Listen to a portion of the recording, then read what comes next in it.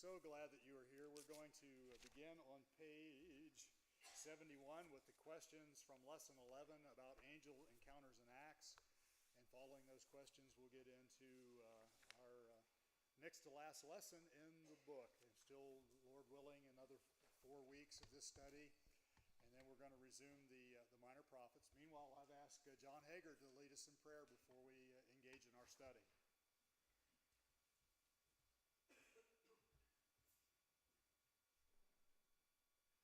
Our Father in heaven, hallowed be thy name. Humbly we come before you this morning, Father, thanking you for this day and all thy blessings, for that portion of health that we have, that we're able to gather here to this place, Father, to worship thee and study from thy word. And we pray that as we study from thy word, Father, that we would be able to understand and remember these things that we are taught, Father, that we might apply them to our lives, we might have a closer walk with thee. And as, more importantly, Father, as we have the opportunity that we would share them with others, Father, that they might be fellow partakers of the hope that lies within us. We'd ask that you would be with those who are unable to be with us here this morning, Father. We pray that the health that they desire might be returned to them, that they might be able to come and gather with us once again. We ask that you would bless those who put forth these efforts here this morning, Father, teach them from thy word. And we pray that you would bless them, bless their efforts, Father. We pray that much good would come from it. We ask, Father, that you would go with us throughout this service, Father, and all that we say and do, we pray, Father, be in accordance with thy will and edifying to the saints here at this place.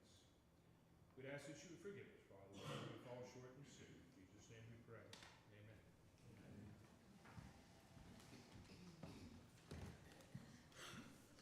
Thank you, John. And I'm already remiss in a resolution was made recently, after Brandy's class in my home the other night, and the invitation from this past Wednesday just to stop and to offer praise to God that we're here, that we're healthy as much as we are, and that we've had the opportunity to worship Him today. And of course, that's what today's all about, and that's what our lives are all about, as we've been recently reminded. All right, let's again dive into these questions on page 71. What was the purpose of the angels at the ascension of Christ? Why were the angels there? To share the joyful news of Jesus' ascension. All right, so yeah, they were there their primary function to deliver a message, the news of Jesus' ascension. And what effect would this message have for his disciples and apostles? It would give them hope that he's going to return. Yeah, encouragement, hope. Hey, what happened the last time you left them? No hope. Yeah, they went home discouraged, dejected, in sorrow. You know, going back to Peter, what was going fishing, right? And I think he meant returning to his livelihood, the thing that he knew when he thought all hope was lost. It provided encouragement. Well, so what was the specific message? Yes, he's ascended, but Jesus will return. Okay, that answers number 2. And in like manner as you've seen him to go. He's coming back with the clouds of heaven. All right, number 3, describe the results of the preaching and miracles of the apostles in Jerusalem.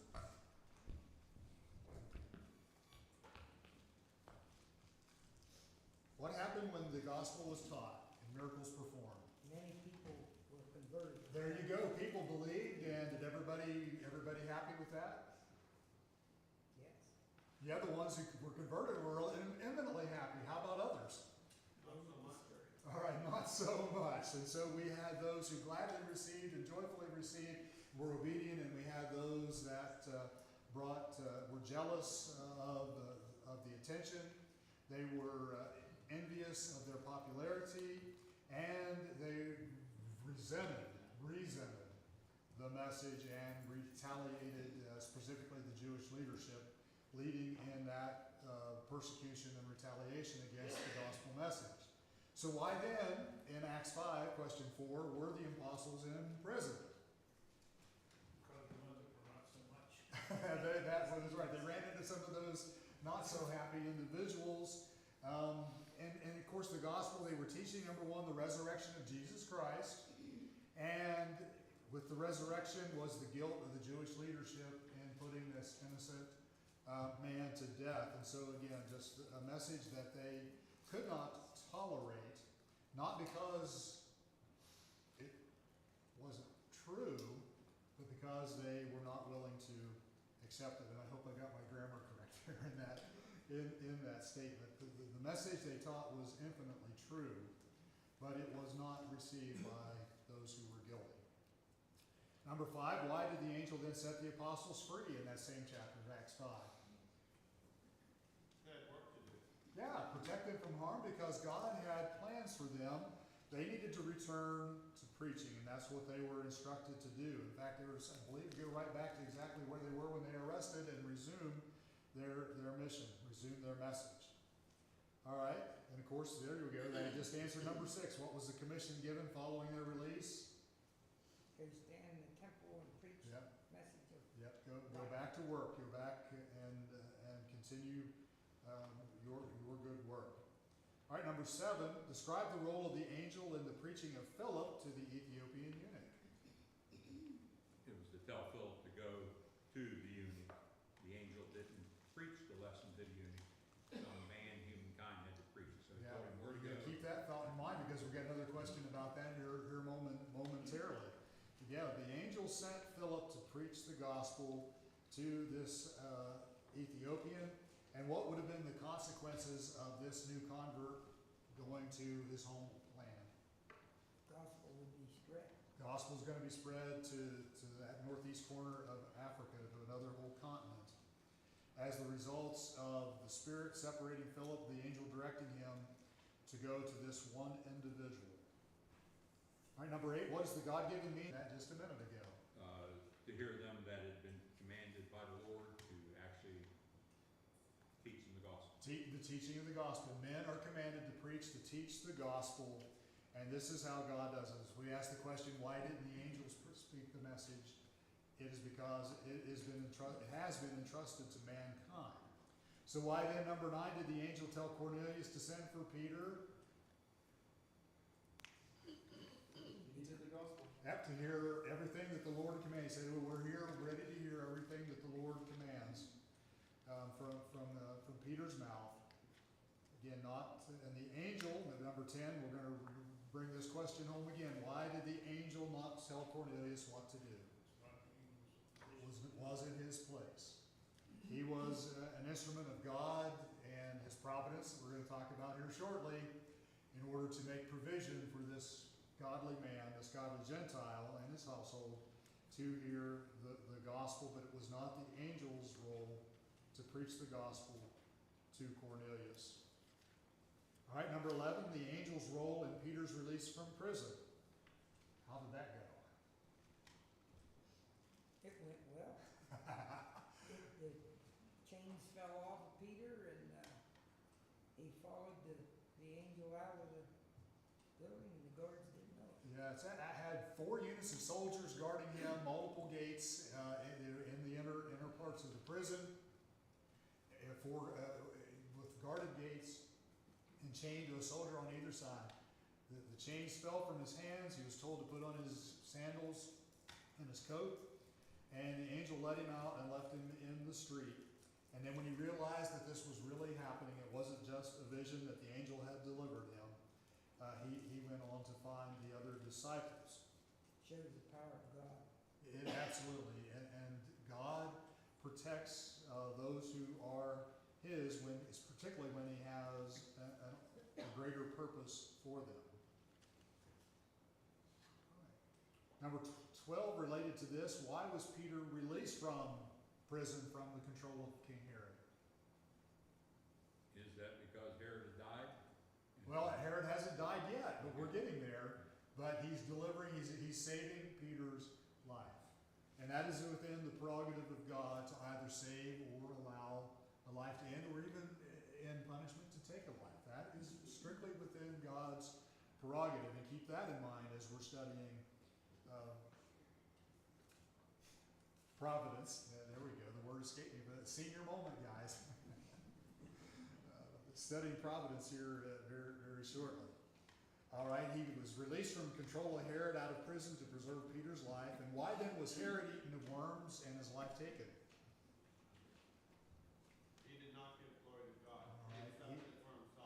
He accepted the praise of men who likened him unto a god, and God struck him. And of course, would have been the work of an angel to inflict Herod in this way. All right, number 14, what encouragement did Paul receive from an angel? This was while he was on the ship at sea, and why? He was told not to be afraid. Not to be afraid. His life was going to be spared from the storm, and as well as his shipmates. Don't lose your faith.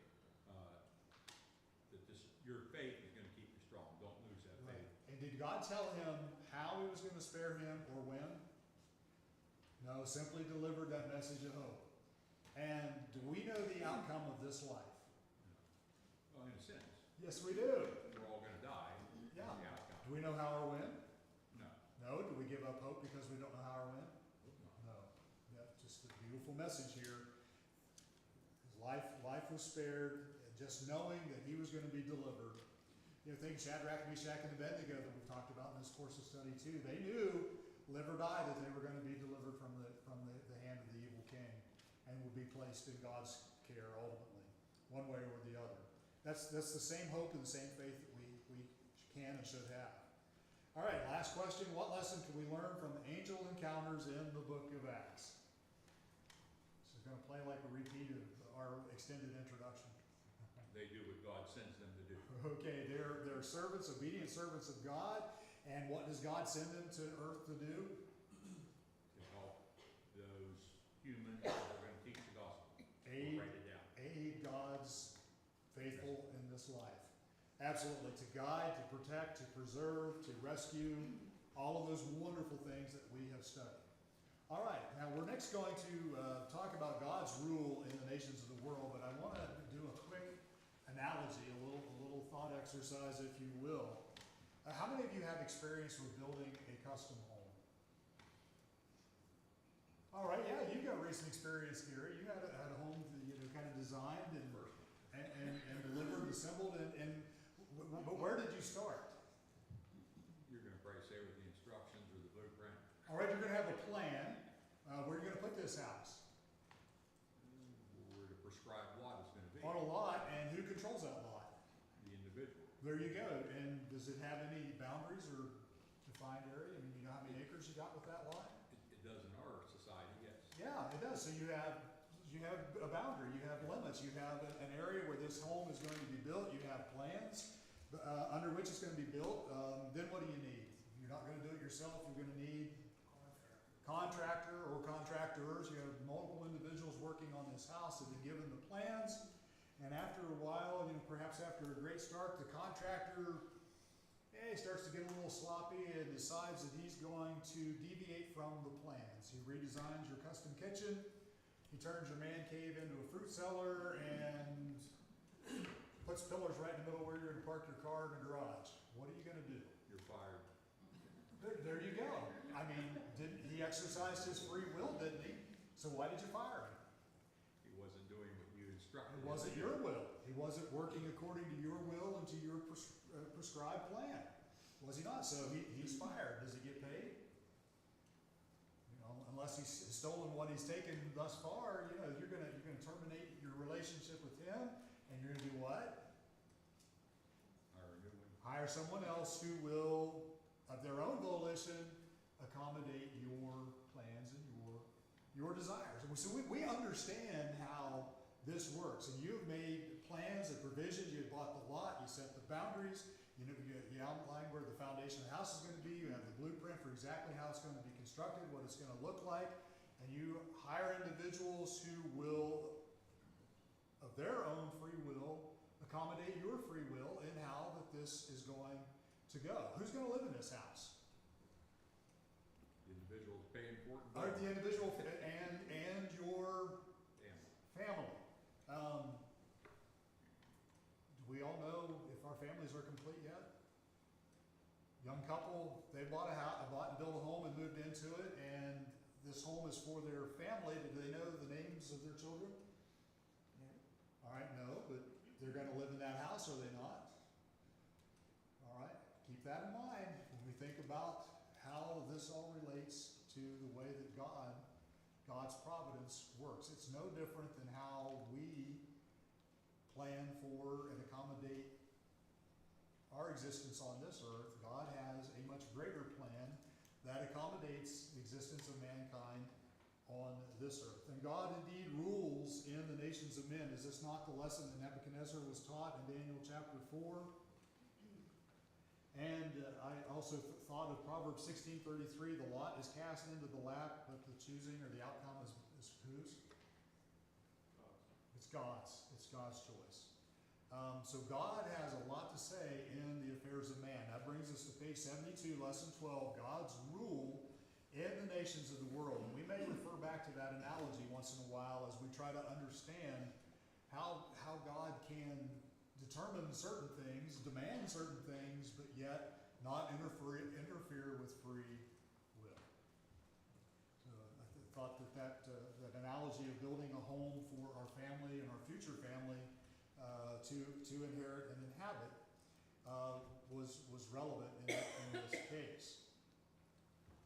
So the Bible itself is God's revelation. This is God's will for mankind, and we're privileged to know God's will, or at least parts of it, for 3 different dispensations of time. Where did we start? Adam and the Garden. All right, the garden, the patriarchs, the heads of the household, where God spoke to them individually and then began to call them the name of the Lord. A sacrifice was demanded until you have the law of, what was the next big law? Moses, the Mosaic law. So what we call the Noahide, or the law of the patriarchs and fathers. Then we have the law of Moses. That was specific for God's chosen people, the Israelites, until Christ reconciled them into what?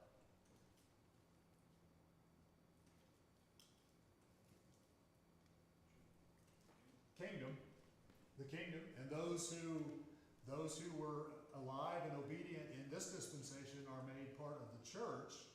Whereas I understand that those patriarchs and those Jews that were faithful have also been brought under the umbrella of the kingdom. They're not alive and serving under it. They served under their own law, their own time. But they become part of that universal body of saved believers in God. Christ has made us all one in God. Meanwhile, God continues to orchestrate affairs here in this world. We've talked about how angels work to serve and to guide and to protect. He does those things. He makes not only provision for those things, but he orchestrates some things that are for our good and for the outcome of his eternal purpose. And so Jehovah God is revealed as the creator of the universe and of man. How about Psalm 33 and 6 is quoted right there in the middle of that first paragraph, if someone cared to read that. Psalm 33, 6. By the word of the Lord the heavens were made, and all the host of them by the breath of his mouth. All right, and so God spoke the universe into existence. It demonstrates his love, his design, his wisdom, his sense of order and purpose, and proves beyond a shadow of a doubt that there is indeed an intelligent creator, not an alien creator, but a deity, a God who has this kind of omniscience and omnipotence. And when we talk about the affairs of God and how he interacts with man, what word do we use? Providence. All right, providence. And we had a wonderful, I remember Beth last week, talking, it's just making provision, to provide. But God in his power and his wisdom and in his working does a lot. He does a lot in terms of those provision. When we think of God's provision in this world, what do we typically limit that to? Anybody hungry? What do we think of God providing in this world? Physical needs. Physical needs, yeah, food, shelter, and clothing. And sometimes we kind of narrow-mindedly just think, that's God's providence. He sends the seed time and the harvest, the rain on the just and on the unjust. And as long as the world stands, there will be seed time and harvest. That's the providence of God. He's just providing for his creation. But God does so much more than just provide us food and shelter and clothing to all of his creation. Because remember, there is an eternal plan. There's an eternal purpose. There's an eternal outcome that involves the justification justification and the glorification of God. And certain individuals are predetermined, types of individuals, I need to be careful how I say this, certain types of individuals are predetermined that they will share in that glory, those who are adopted and are faithful to God, adopted by God, faithful to Him. And then there are those who will glorify Him by their destruction, proving His justice, proving His righteousness. So providence is, again, a general description of God working in both the natural and, think of this, the spiritual realm. And so providence means that God can foresee and foreknow, and that He can not only take this knowledge, but also what is in His prerogative to do as God, and to blend those things together in ultimately within His outcome. And we can call that control. We can call that control without calling it dictatorship. Yeah, I had a hard time with that definition there to try to figure that out. And with the last book that I looked in, it says the opposite of chance. I like that. There you go. God is orchestrating an outcome. And we think of Judas Iscariot being replaced, and the lot fell on which new apostle? Matthias. And we go back to that proverb that I quoted. The lot was cast in the lap. It seemed like chance to those, but it was the outcome was God's. And think elections the world over. When it comes to this, we have to have better understanding and more confidence in God and in His providence, because there are things that He knows that we don't, and there are things that He controls that we still do not and will not understand. We're going to try to do as best we can to develop a little bit better of understanding about this throughout the course of this discussion.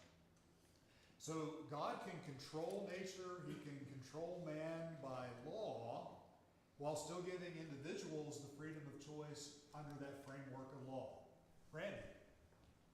I think we need to be aware, and it was kind of with the definition that Gary just gave, the difference between providence and happenstance. Ecclesiastes tells us that time and chance will happen to all. You're driving down the road and you get a deer running across the road, you hit the deer, you run into a tree, you get killed or hurt really bad. That wasn't God manifesting, controlling that. He didn't send that deer, things just happen. But there's a definite difference between the two. Sometimes there's a little bit of gray area in that you might ask about the things, but there's a definite difference. That's right. We don't know. So that deer running across the road and our being there at that precise moment in time, very likely that was chance. Hitting that tree and being injured or being killed, natural law. You break natural law, what happens? Suffer You consequences. suffer the consequences. You break spiritual law, you suffer the consequences. And so God controls by the use of, He's stated His will, that stated will becomes law, and He has a law for both nature and a law for mankind in the spiritual realm. And so God can inflict His personality and His will and impose His will on man by the nature of law, but isn't it always up to us whether we obey or disobey law? It is. It's always our choice. It's always our choice. Even when we begrudgingly obey, was it still not our choice? Now, I know that begrudging obedience doesn't get us to heaven, but we still have accommodated God's will. You know how many folks live out there and don't steal because they're afraid of going to prison, not because they think that it's morally improper to steal. With God's will, we still have order. Some folks fear the consequences, others have respect for the law. Those who have respect are rewarded, those who disrespect the law will ultimately be punished for that, whether or not they've committed those crimes over the course of their lifetime. So God rules, God controls.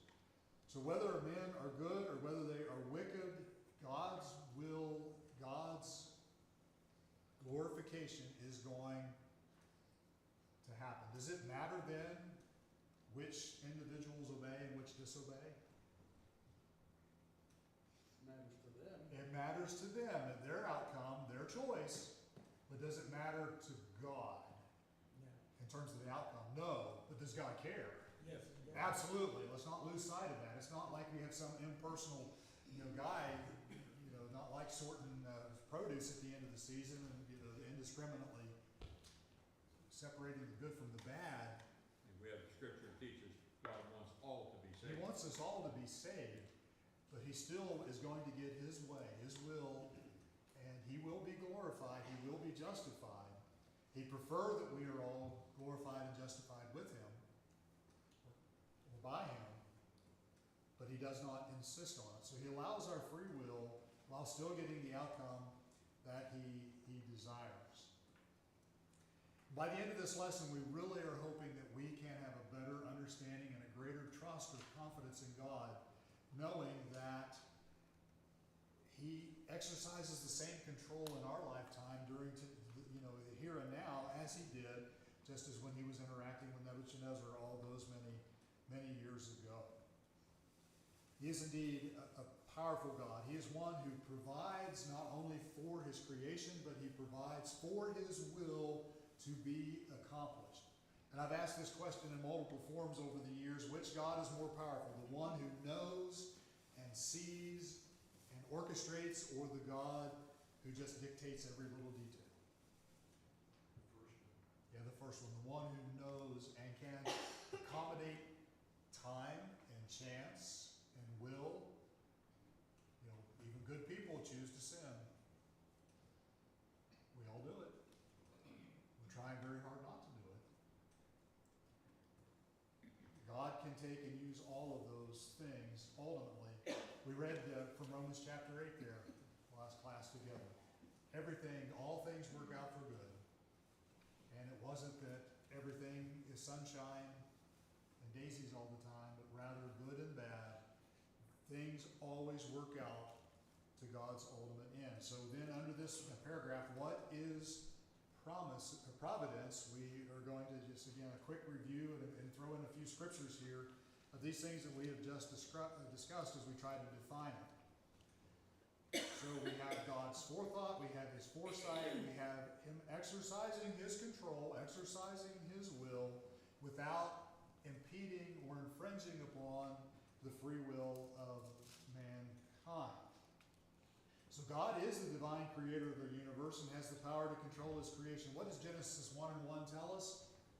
In the beginning, God created the heavens and the earth. Psalm 148:5 speaks of the heavens as they were created, the heavenly host. And what are they supposed to do? It says there, let them praise the name of the Lord, for he commanded and they were created. Right. He commanded, they were created, their obligation is praise. And then Revelation 4:11 speaks also of creation. Revelation 4:11. You are worthy, O Lord, to receive glory and honor and power. For you created all things, and by your will they exist and were created. All right, so it's his will, and he has glory and honor because he has the power. He is the creator. These things are due him, and he will receive them. He will receive the glory and the honor. Again, on his terms, not on ours. All right, so then God, having created them, continues to sustain it, to oversee it, to direct it. And how does he do that? Hebrews 1:3. Who, being the brightness of his glory and the express image of his person, and upholding all things by the word of his power, when he had by himself purged our sins, he sat down at the right hand of the majesty on high. All right, and who is taking care of all these things? Which specific part of the Godhead? Jesus, there you go, the one who sat down at the hand of the majesty on high. All right.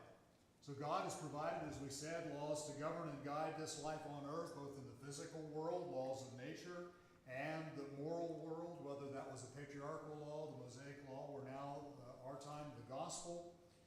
The laws by which this world operates are an expression of God's will for mankind. Keep that in mind. It's what God desires, and these are the limits that he sets. And so, therefore, at the top of page 73, we're subject to the laws of nature.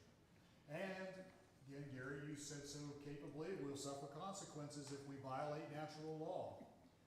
And when we accommodate spiritual law, God blesses those who do so. Not saying bad things still don't happen, time and chance, the consequences of sin, perhaps sins of others, but we still ultimately receive blessing, all things working together for good for those who are called.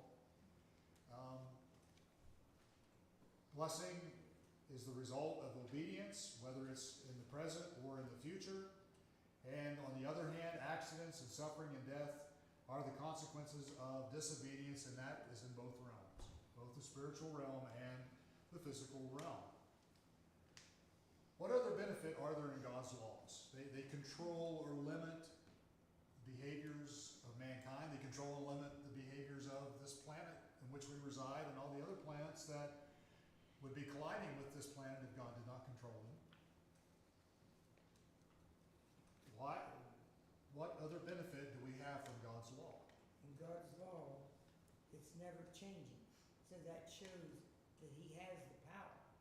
Because if we had a God that kept changing the laws, by the time we died, it might have changed. Yeah, absolutely. We know that his law won't change, and he's told us that.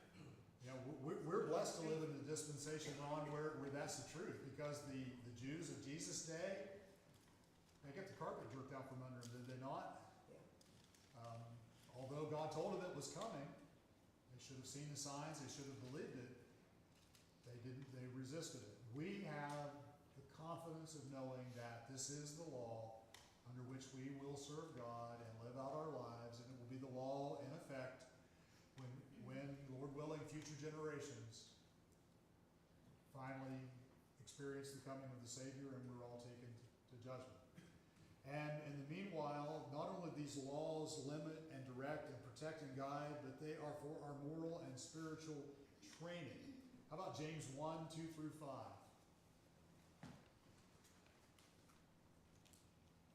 And then someone meanwhile go to 1 Peter 1, 5 and 6. We'll get both of those while we're here. James 1, 2 through 5. Is anyone among you suffering? Let him pray. Is anyone cheerful? Let him sing psalms. Is anyone among you sick? Let him call for the elders of the church, and let them pray over him, anointing him with oil in the name of the Lord. And the prayer of faith will save the sick, and the Lord will raise him up. And if he has committed sin, he will be forgiven. Confess your trespasses to one another. Pray for one another, that you may be healed. The effective, fervent prayer of a righteous man avails much. Elijah was a man with a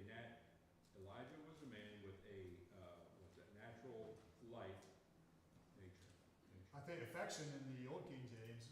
Okay, so Elijah was a man with a nature like ours, and he prayed earnestly that it would not rain, and it did not rain on the land for 3 years and 6 months.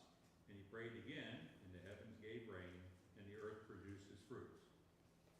All right, thank you. Yeah, nature like ours, where affection came from, another senior moment this morning.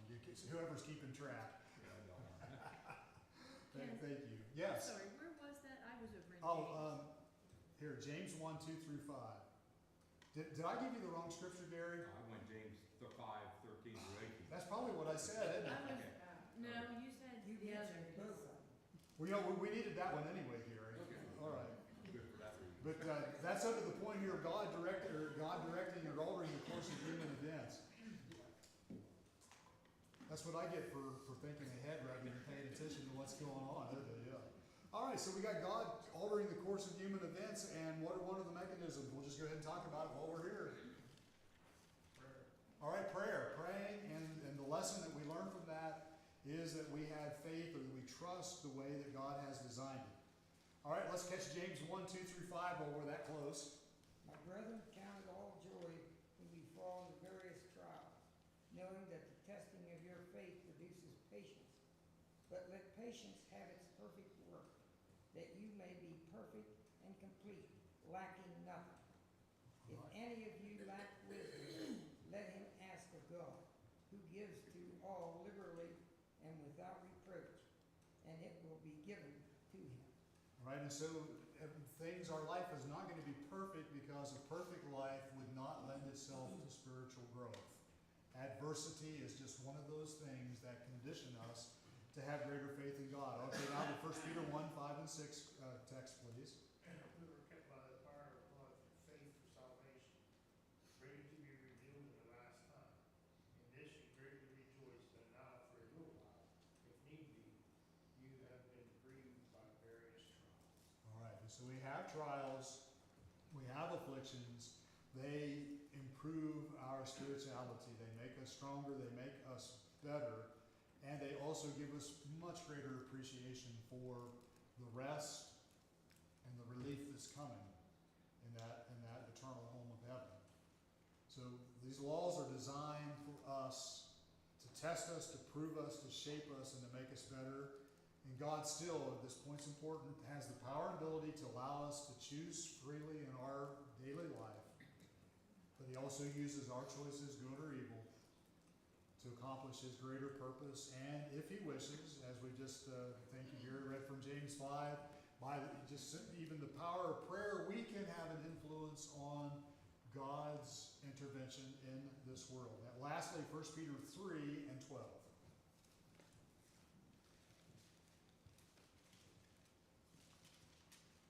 1 Peter 3 and 12. For the eyes of the Lord are on the righteous, and his ears are open to their prayer, but the face of the Lord is against those who do evil. All right, and so God is receptive to those who are obedient, and he places a barrier to those who are evil. Yeah, please. Pam. This reminded me of how Joseph and his brothers meant it for evil to sell Joseph into slavery. God used that to save the whole nation of Israel and he gave Joseph dreams, but he provided for them to have sustenance down in Egypt. And this was just an example of they had free choice, and they chose to do that, and it was something very evil, but God used it for good. Absolutely, and Joseph even considered his existence there as an affliction. Everybody, they look at how he named his children.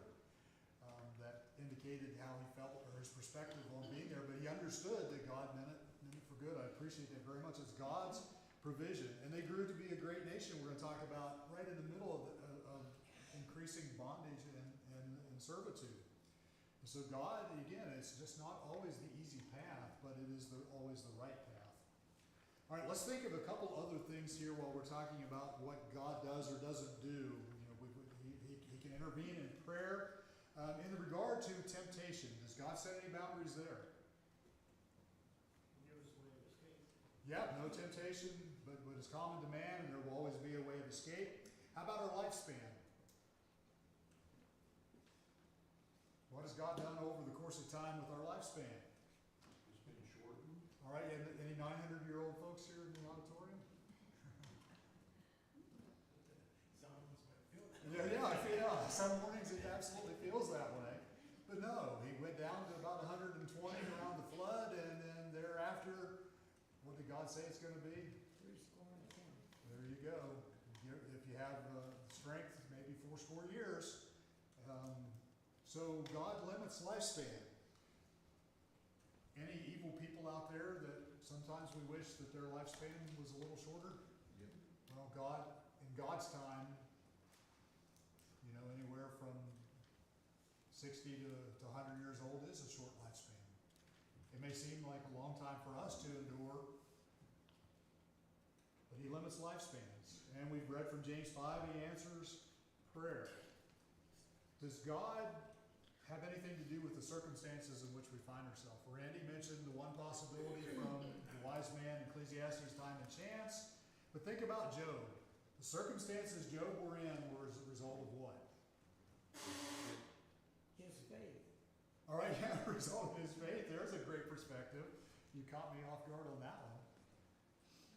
God relaxed the limitations that the devil seemingly was under up to that point. That's right. He gave Satan additional privileges to afflict Job that obviously were not there at time. And God does not Revelation speak of the time of Satan being loosed or unbound? I don't know exactly when that is, but he will be given greater freedom, or perhaps already has, before the Lord returns. And so God does exercise control. There's only so much harm that we can do. Those who are the most evil among us, there's only so much harm we can do because we have a shortened and temporary lifespan in this world. Yes, consequences can linger for a long time, but there's only so much evil that we can do, and consequently, there's only so much good that we can do. Therefore, we should be diligent to be out doing our best with that as well. God is our creator, he's our lawgiver, he's the governor of the universe in which we live. Does God ever make mistakes? No. But sometimes we question God, what was he thinking? But yet, that is not our place.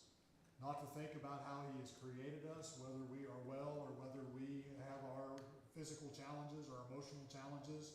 Not our place to question God for that, but just to love and to trust him. Does God force us to obey him? No, but does he ever make it difficult when we don't? Yes. You break law, you got consequence. What do you ask Saul of Tarsus on the road? Why are you Kicking against the goads. Why are you kicking against the goads? Goad was a pointed stick, as I understand it. And when you want someone or something to go in a particular direction, you give them a good poke. And if they're not inclined to go that way, they're going to turn and they're going to be hurt. Still their will, which direction they go, but there are consequences. Look at Pharaoh. There you go. God hardened his heart over and over and over again. And he simply just told him what he wanted him to do. There's a good example of free will in God's providence. Amen. It says that God hardened his heart. I'm not saying that that's wrong, It's not wrong. but it was the character of Pharaoh that hardened his heart. God His knew that this arrogant man who thought himself likely to be a god, asking, who's God that I should even, pay attention to him, to paraphrase. He knew all he had to do was say, Pharaoh, let my people go. And that was all it would take for this individual to rebel. And so did God harden his heart? Through what he said. Through what he said, absolutely. Not miraculously.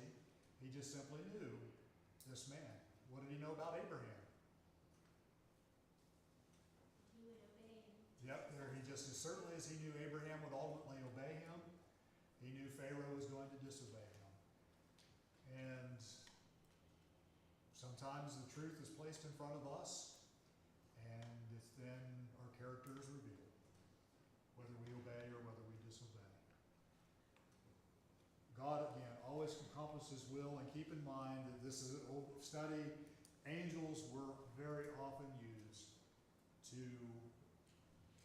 carry out God's will, intervening, guiding, directing in this world. Ken, And that's God being God. Yeah, John? the author, later on in the lesson, mentions briefly about the judges. I can't help but think about the judges, 12 times, after Joshua Yeah. died, that the people would dissent and be depressed, and they'd cry out to God, and he'd raise up a judge. Yeah, but God was responsive. He hears. He knew that Cornelius was a devout man. He knew that the Israelites were suffering, and it wasn't necessarily that they were repenting and turning back to him in the purity of their worship, but at least they were talking to the right guy again. Rather than trusting in themselves or trusting in Egypt or trusting some of their allies around them or their own strength, they were at least thinking about God. And again, that is always what God desires, as he also desires our obedience. All right, next time together we'll talk about the